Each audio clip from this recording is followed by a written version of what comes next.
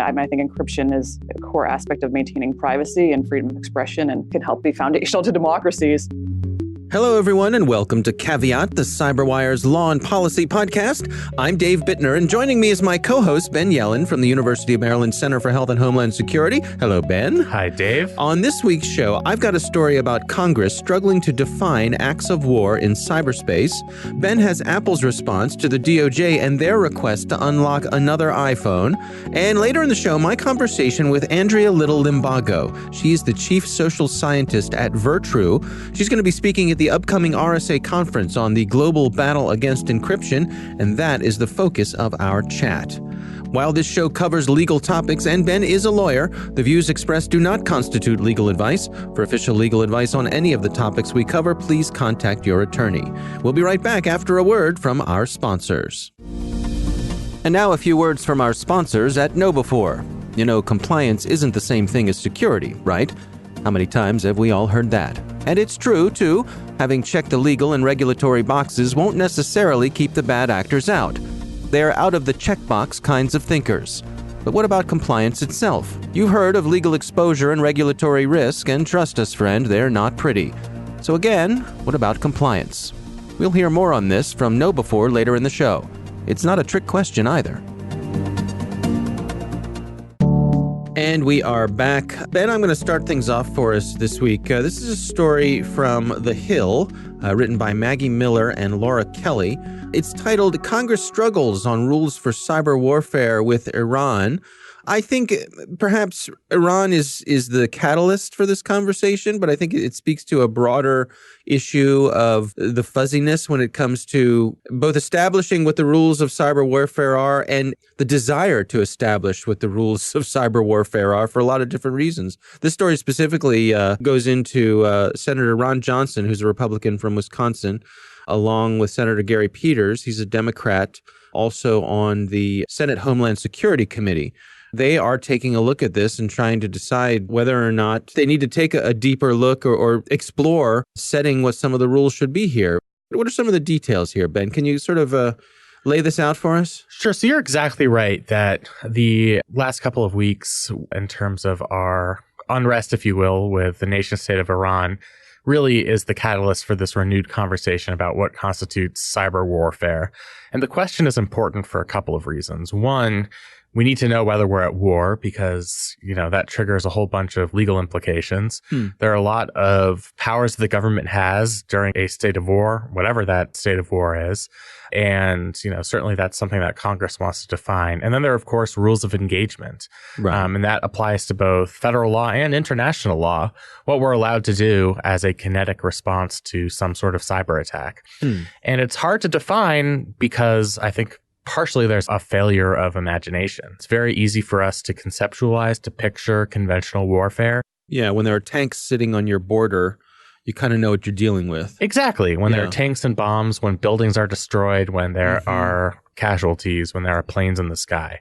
Cyber warfare is very different. And it's difficult even for policymakers who are well versed in these issues to picture exactly what constitutes warfare. One of the suggestions here from Senator Johnson, which I think is a good starting point, is to focus on attacks on critical infrastructure. So cyber attacks against our water systems, our electrical systems, our information security systems. One reason I think that's a good place to start is that's the closest digital analog to targets of war that you would see in conventional warfare. Oftentimes in conventional warfare, a strategy is to destroy infrastructure.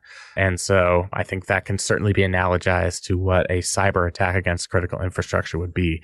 And I think, in terms of imagining what the consequences were, what type of event would really trigger us to act as if we're at war with an adversary, it would be something that destroys our electrical system, that cuts off cellular phone service to people, that hampers our water utility for some reason. I think because the consequences of those actions are so severe, that's sort of where policymakers are leaning in terms of coming up with that definition.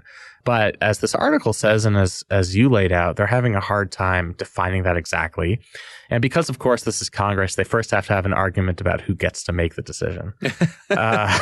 So we all agree it needs to be done, and now let's fight about process, right? Yeah. Let's punt it over to the Pentagon. Right. So the Department of Defense has taken an increased role as it relates to cybersecurity and cyber preparedness. Pentagon back in 2018 elevated U.S. Cyber Command to what's known as Combatant Command. So that certainly raised the profile of cyber incidents as it relates to our national defense. So Senator Blumenthal, who's on the same Senate Homeland Security Committee, he's a Democrat from Connecticut, suggested that this really is the prerogative of the Department of Defense. They're the ones who should be defining this policy. Congress certainly has a role, particularly when it comes to oversight. It would be the Department of Defense that would develop the policy, and it would be Congress that figures out whether that policy is workable, that analyzes what the consequences would be of having that particular definition of cyber warfare. But the Pentagon has not done that up to this point.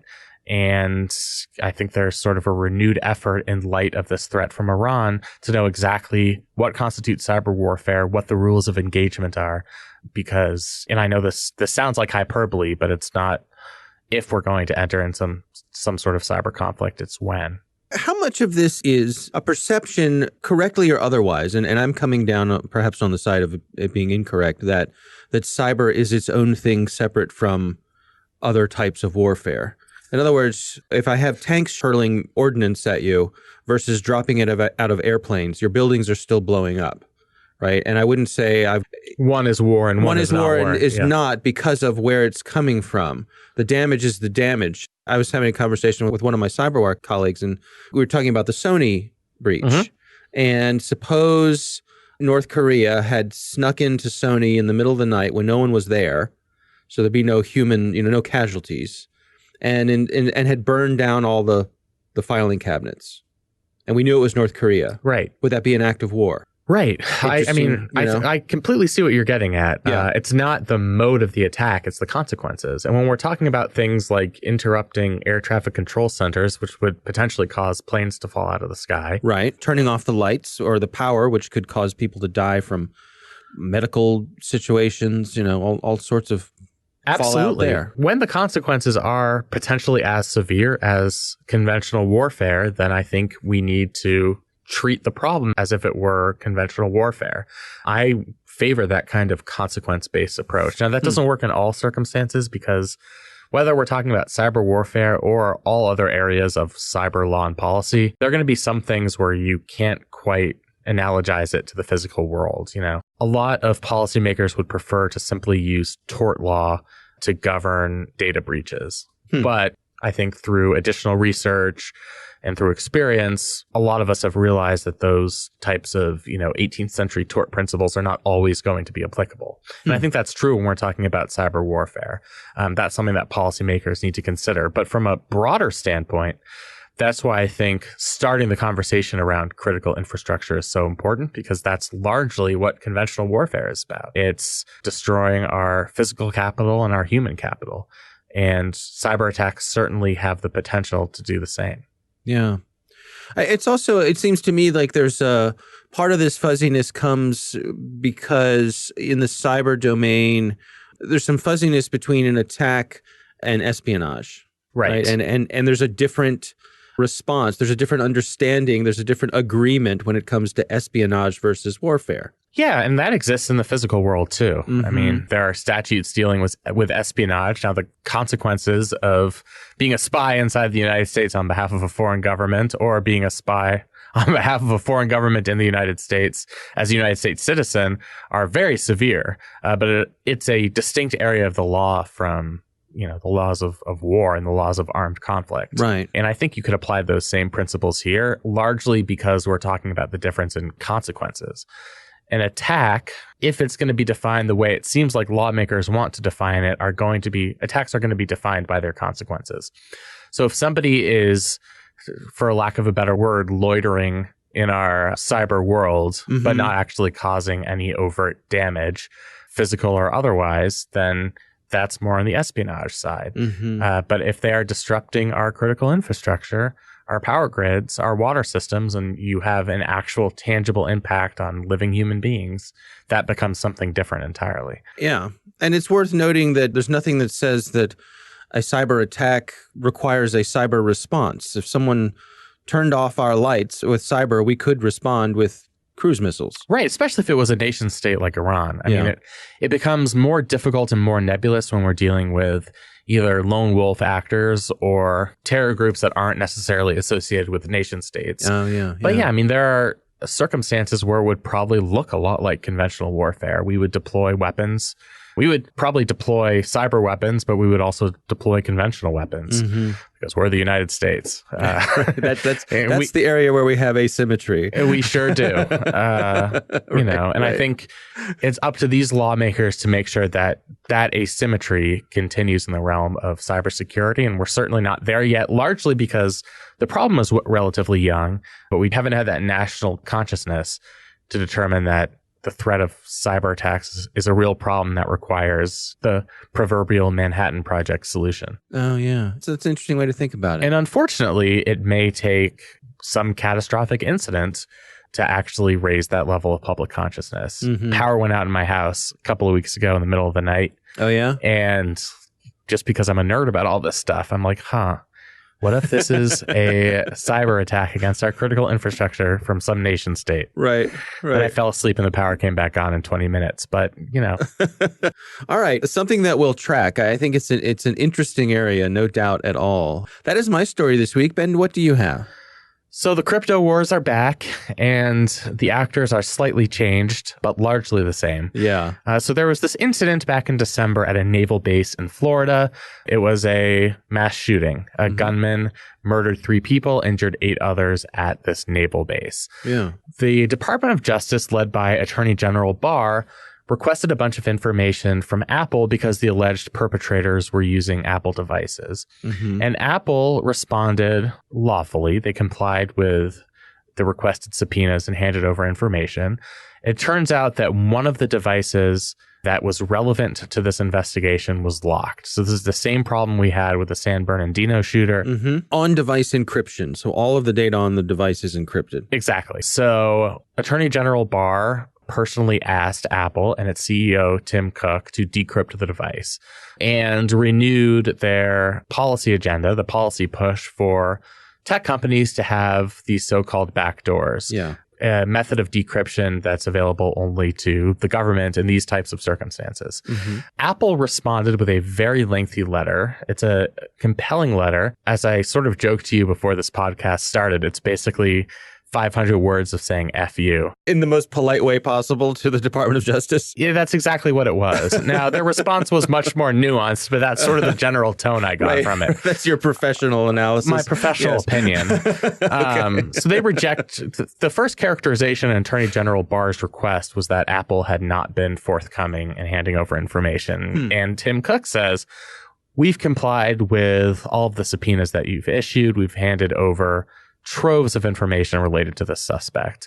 What do you want? Stop bothering us. The second part of Attorney General Barr's request is this request to unlock the device. And to that, Tim Cook responded with a position that he's had since he's been the CEO of Apple, that these so-called encryption backdoors are dangerous. They could be made available to malicious actors. They're not safe for users. There's no such thing as a backdoor just for the good guys, in his words.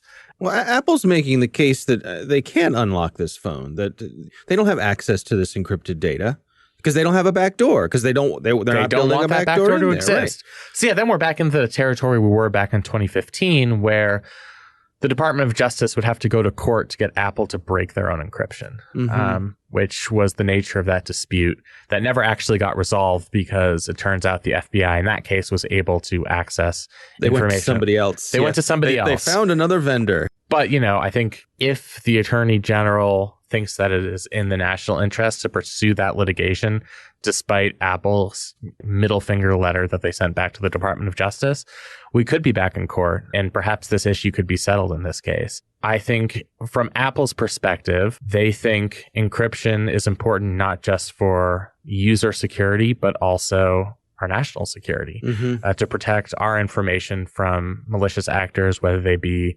terrorists or Iranian nationals or North Koreans. And I think you sort of fight fire with fire. If it's the Department of Justice saying we need access to this particular device in the name of public safety, Apple comes back and says, well, in the name of public safety, I don't think that we can create this backdoor to break our own encryption system. And this is just sort of a stalemate that's going to continue for a while. We spoke with former Secretary of Homeland Security Michael Chertoff about this, and he came down on the side that it's not worth it, that encryption's too important. The upsides to encryption on devices are more important than the access that law enforcement would have if they had some sort of backdoor. Right. That was our first aha moment on the Caveat podcast when former Secretary Chertoff said that. I mean, it was interesting to hear from somebody who not only was our Secretary of Homeland Security during a very dangerous time for our country, but as someone who's been a professional in the field for a generation, and somebody who you'd think would be partial to law enforcement, having served in government. Right. You know, I would also note that this is not a partisan issue. This request that the Attorney General is making here is almost analogous to the request that the Obama administration and its FBI made in the 2015 case. So it's more of an institutional concern within the Department of Justice. One thing, sort of interesting nugget about this story is that the president found out about it. So we did get a presidential tweet asking for Apple to decrypt the device. It was in the tone of, we've done your company a lot of favors. One thing you can do for us is to protect our safety and security by unlocking the device. Our transactional president. Yes. So, you know, that might add a new level of publicity and urgency to the case. But based on the tone of this letter, Apple is not going to back down. I mean, I think this is their most closely held principle as it relates to encryption, that they are not going to create this backdoor. They're not going to jeopardize users' data, and they're not going to jeopardize our national security. All right. Well, again, another one that we will continue to follow. I mean, maybe we'll get some legal resolution on this. That would be nice for us. All right. Well, the listener on the line segment of our show actually has the week off this week. I've decided to give it the week off. But that doesn't mean that we don't want you to call in with your question. Our Caveat call-in number is 410-618-3720. You can also email us at caveat@thecyberwire.com. The best thing you can do is send us an audio file with your question, but also if you want to send us a question, you can do that as well. And perhaps we will use your question on the air. Coming up next, my interview with Andrea L Limbago. She is the chief social scientist at Virtru, and we are going to be discussing her upcoming RSA Conference presentation about the global battle against encryption. But first, a word from our sponsors. And now back to that question we asked earlier about compliance. You know, compliance isn't security, but complying does bring a security all its own. Consider this. We've all heard of GDPR, whether we're in Europe or not. We all know HIPAA, especially if we're involved in healthcare. Federal contractors know about FedRAMP. And what are they up to in California with the Consumer Privacy Act? You may not be interested in Sacramento, but Sacramento is interested in you. It's a lot to keep track of, no matter how small or how large your organization is. And if you run afoul of the wrong requirement, well, it's not pretty. Regulatory risk can be like being gobbled to pieces by wolves or nibbled to death by ducks. Neither is a good way to go. KnowBefore's KCM platform has a compliance module that addresses in a nicely automated way the many requirements every organization has to address. And KCM enables you to do it at half the cost in half the time. So don't throw yourself to the wolves and don't be nibbled to death by ducks. And we are back. Ben recently had a really interesting conversation with Andrea L Limbago. As I mentioned before, she is chief social scientist at Virtru. You want to talk about somebody who knows her policy stuff? That's Andrea. Always an interesting conversation with her. Like I said, she's giving a talk at the RSA Conference, which is the big cyber conference coming up. In my hometown of San Francisco. In San Francisco, yep. And the topic of her talk is the global battle against encryption, and that is where our conversation was centered. Here's my talk with Andrea L Limbago. Can you describe to us how's the global community addressing encryption? It's interesting. I think it's along the lines of a spectrum with some extremes. And when I start talking about this, usually within our industry, like, well, the crypto wars have been going on forever. So I think it's important to note that this time is different. And exactly for the question that you asked, is that the global environment is very different now than it was during the crypto wars of about 2 decades ago. And so what's going on now is that governments are actually passing legislation to basically require backdoors into encryption. And whatever that means, it means a variety of things depending on the various country and the governments. But the overarching goal is for government mandated access to data when they want it. And so Australia passed a law almost a year ago, actually exactly a year ago right now, exactly for that purpose. And what I think the core difference is that when we talk about countries wanting to weaken encryption, we often think about the usual authoritarian suspects like your China and Russia. Kazakhstan is one that always pops up. And they absolutely are, and they're contributing and helping export that kind of model. But it's starting to diffuse into democracies as well. And that's where I think it's most concerning. Obviously, we don't want it to be happening anywhere. I think encryption is a core aspect of maintaining privacy and freedom of expression and can help be foundational to democracies. But the fact that it is growing is spreading into democracies, and this debate just continues even within high levels of leadership now within the United States and Canada as well. I mean, India's discussing these kind of laws as well. So it's a trend that's going on globally for the sake of government mandated access to data under the auspices of national security. Can you walk us through the Australian example? I mean, what led them to this point, and how are they implementing it? So it's interesting. About a year and a half ago, I think it was the late summer of about 2018, the Five Eyes government, so the Five Eyes in national security jargon are going to be the US, Canada, UK, Australia, New Zealand. I think I got all five there. Yep. Basically, we released a joint statement coming to a joint conclusion that governments should have access to encrypted data when they need to for national security purposes. And across each of them, initially, I think over the last few years, the link has more so been to terrorism and to try. And the argument has been that governments are basically, there's a black area where they have no access to data due to encryption. And so leveraging that, they can pull some cases to highlight how they had access to this encrypted data. They may have been able to dismantle a terrorist group easier or stop a terrorist attack. And so those have been the guiding arguments for a while. And so those continued on. And Australia really was the one that started taking the lead following that Five Eyes statement that was released. And they passed the Telecommunications and Other Legislation Amendment about a year ago. And so it required government access when they want it. So it's mandated. Probably most infamous quote that has come from that was that one of their politicians noted that the laws of mathematics come second to the laws of the land. And so for any mathematician, it's like, no, that's actually not true. Yeah. Well, that's not how math works. I was going to get to that because I saw, that we had the recent hearings on the Hill here in the States. And one of the reactions I saw was along those same lines. As someone said that it's an attempt to legislate math. Exactly. But it's an important point. So from a practical point of view, how is it playing out in Australia? Being a player on the global stage, how are they seeing these mandates through and still functioning? A quick plug for the RSA talk. So my co-presenter with me will be Leslie Seebeck, who leads she's the first executive director of the Australian National University's cyber program. And so she has been deeply in the weeds in that. So she would answer it much more thoroughly than I have, as she is living and breathing it right now. I don't actually know whether it's actually even been implemented yet. I haven't heard of any major cases yet, which doesn't mean that it hasn't happened. It may not have just made our way over. But at the same time, because of it, companies actually, there has been enough of an outcry and discussion among the private sector that companies are considering leaving Australia due to this. And so they've got major tech companies like Atlassian and some others that have noted that this is going to weaken their ability to provide the services that they need to do for their customer base. And so it is having an impact in that regard. Honestly, it's similar to the GDPR, but the opposite, but where the GDPR applies to European Union citizens wherever they are. So it applies to U.S. companies. So similar for the Australian law, it applies to any Australian data. And so you can imagine there are many tech companies in the US that do hold Australian data. And so that is how these laws, that's why it's so important to think about these laws as not just staying within their own borders. They impact, within a global economic environment, it impacts companies globally that have any kind of services or products with those countries. And so it's interesting seeing that. And then I think that diffusion on the aspect is one hand, but we're also starting to see is more of a criminal underground as well popping up for encrypted phones and encrypted services. So it just gets to the point that even if we make it illegal for those specific national security reasons, criminals will still have access to encryption and are still going to make their own encrypted technologies in their own phones.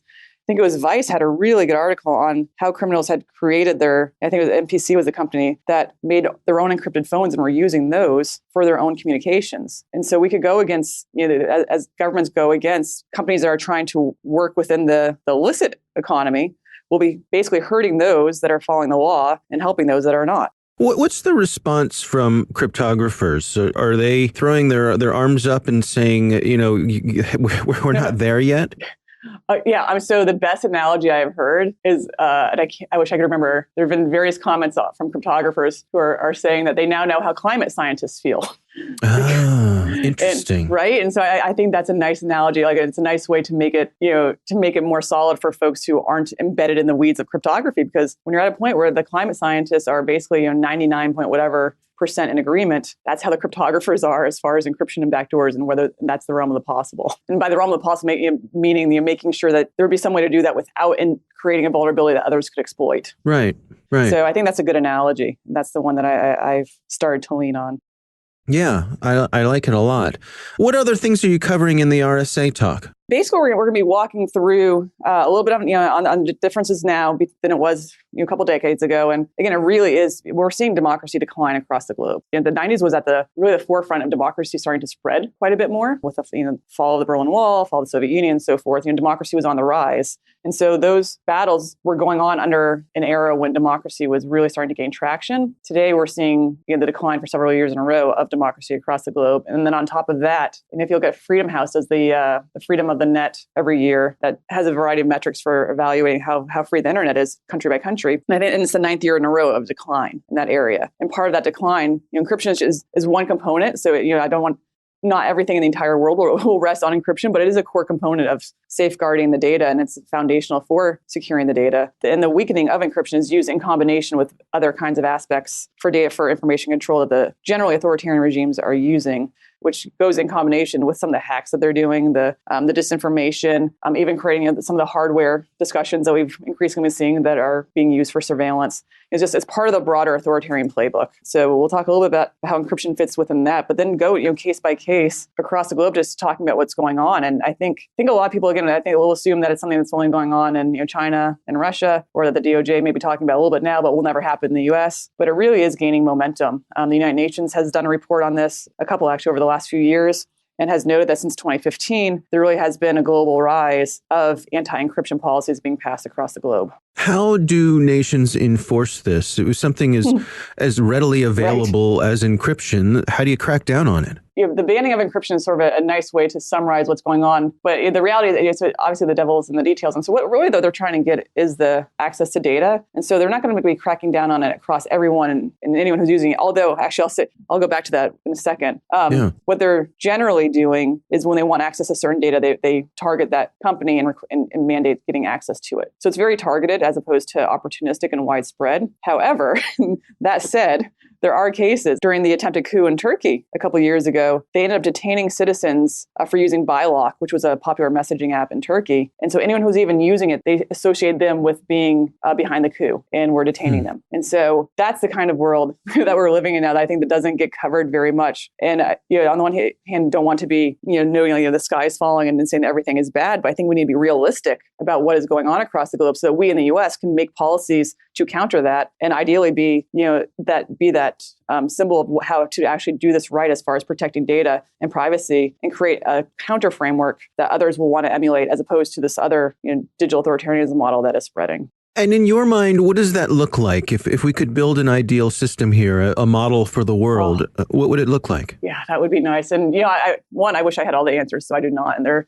are probably a lot of other people who could really provide the details on this. But for me, one core component is the federal privacy legislation. And so a lot of privacy legislation has cybersecurity components into it. And so in general, I look at them more so as data protection regulations. It's what a lot of them are, such as the GDPR. What I would like us to do is, one, learn the lessons from GDPR for what it's worked worked and what hasn't, actually implement some of those under more of an American design. But I think a lot of these talk about security safeguards within their laws. And so it'd be great to include that and specify encryption, which is related to this conversation. But I'd like it to be much broader. I mean, we're at a point where we actually do have some momentum for a federal data privacy law. And both the Republicans and Democrats over the last few weeks both introduced one, which means one that both parties are actually interested in something and interested in hopefully solving this problem. So that alone, I think, is enormous given this time in our country. But it's also a lot of corporations have started over the last year and a half have really switched their mood on and their stance away from self-regulation towards some level of regulation.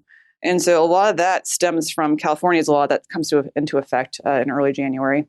But also points to there's a growing shift within the American population wanting a federal privacy law. And so there are a range of factors that are getting debated and hopefully will be included that all point to the notion of individual data sovereignty. So the digital authoritarianism really talks about cyber sovereignty a lot, which is government mandated control of the internet and access to data. And so I'd like to see one that focuses on individual data sovereignty and greater individual control over their data. And so that could be everything from providing the technical tools that are more usable and understandable and consumable for users to protect their data, but also gets into the legal aspects, such as the terms of service that are just way too long for anyone to even understand what they're signing up for. It gets into opting in versus opting out and giving the individual greater control, various kinds of repercussions that may happen if corporations fail to adhere to the law. And I think a lot of that falls under the data breach notification, which tends to fall under these kind of laws and specifying timeframes and for what must be provided. But obviously, all that needs to be, ideally for me, would be influenced by both the private sector and those who are the ones that are trying to do the right thing and protect the data with the realities of how hard that actually is. But then also, I'd love the security community to get more involved. I mean, I think we generally look at it as a privacy community is generally, for broad stereotypes, generally are the lawyers. And the security community tends to be more the technologists. This is increasingly changing, and there's a growing overlap, which I love to see. I think that's going to keep going on. But I love to see influence from both of those communities to help shape this as well, so that solutions don't emerge that either are not technologically feasible or maybe just impossible for companies to enforce on a privacy side. And so we need to find that good balance. And that's, I think that the nice thing about in the US, as far as the fact that we haven't had one yet, I think is we have somewhat of a second mover advantage to learn from what other countries have done and has worked, while also having a broader debate across our country about what should be collected, what shouldn't be, what should individuals know.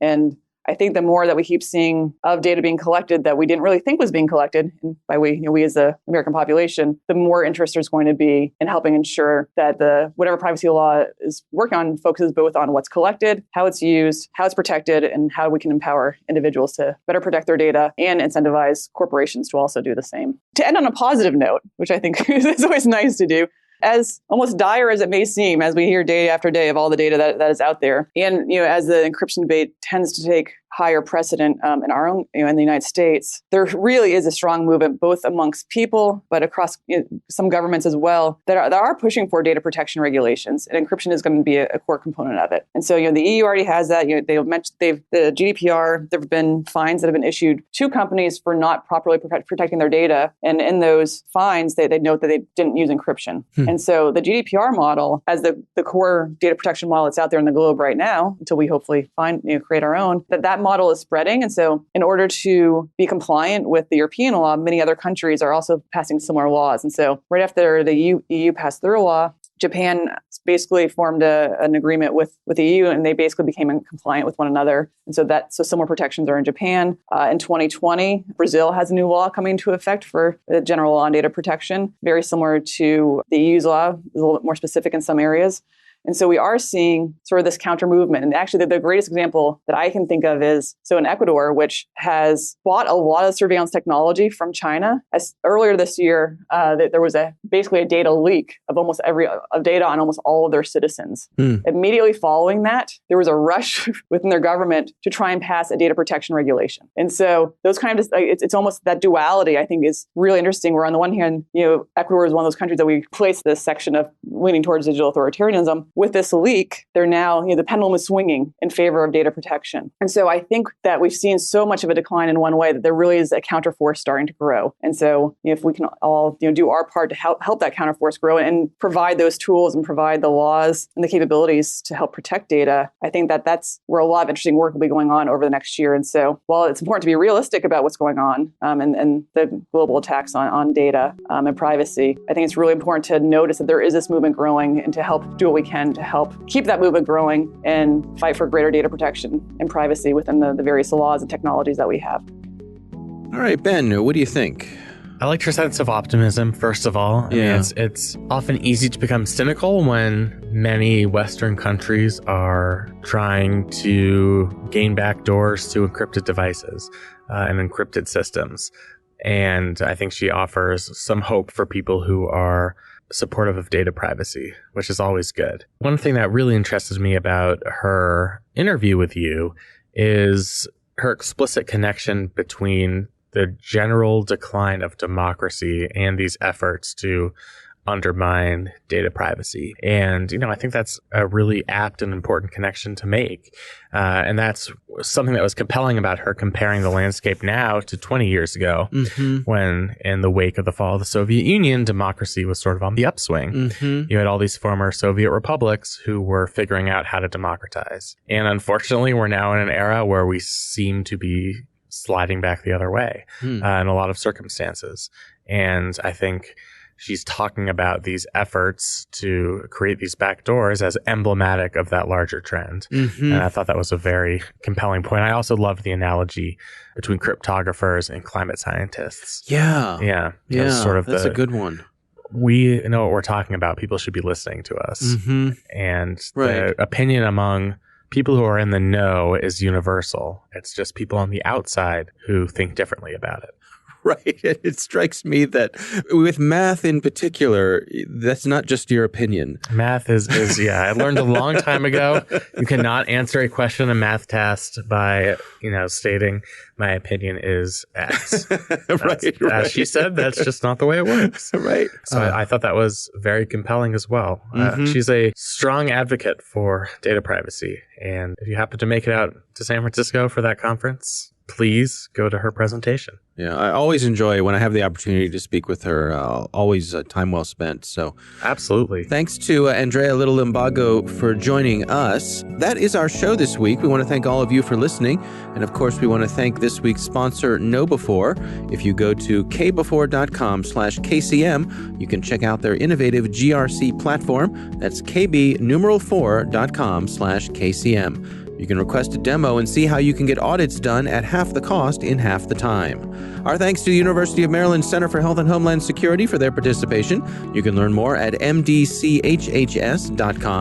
The Caveat podcast is proudly produced in Maryland at the startup studios of Data Tribe, where they're co-building the next generation of cybersecurity teams and technologies. Our coordinating producers are Kelsey Bond and Jennifer Iben. Our executive editor is Peter Kilpie. I'm Dave Bittner. And I'm Ben Yellen. Thanks for listening.